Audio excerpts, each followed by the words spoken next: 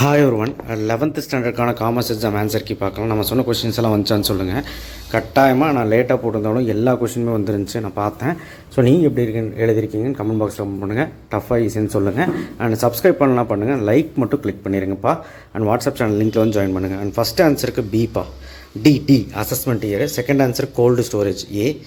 Third answer வந்து பார்த்தீங்கன்னா salary or wages. அதுக்கப்புறம் ஃபோர்த் ஆன்சர் வந்து டி, சரிங்களா. அடுத்து ஃபிஃப்த் ஆன்சர் 2013. அடுத்து ஆறாவது ஆன்சர் டி. ஏழாவது ஆன்சர் ஏ.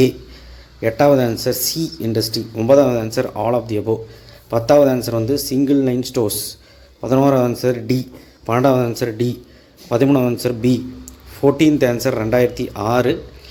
அப்புறம் 15th ஆன்சர் வந்து ஹோல்சேல் ட்ரேடு. 16வது வந்து பி. 17 வந்து டி. 18வது வந்து சி. அதுக்கு 19 வந்து டி. 20வது வந்து பி. ஸோ ஆன்சர்லாம் செக் பண்ணிக்கோங்க. And what is economic activities சொல்லியிருந்தோம். இந்துலா வந்து ஈஸி தான். டெபிட் கார்டு ஈஸி தான், ஓனாகவே எழுதலாம். டிஸ்அட்வான்டேஜ் ஆஃப் ஃப்ரான்ச்சைசிங் ஈஸி தான். 2 எக்ஸாம்பிள் மைக்ரோ என்டர்பிரைசஸ் ஈஸி தான். ஸ்பெஷல் ஸ்டோர்ஸ் ஈஸி தான். எக்ஸ்போர்ட் ட்ரேடு சொல்லியிருந்தோம். What do you mean by contract சொல்லியிருந்தோம். Give 2 example for important Asian trade centres in Tamil Nadu. ஏதாவது ஒன்று எழுதி விட்டுனா ஆன்சர் தான். Concepts of business ethics easy தான். ஸோ 2 மார்க் 3 மார்க்லாம் ஈஸியாக தான் இருக்குது, ஒரு பிரச்சனையும் இல்லை.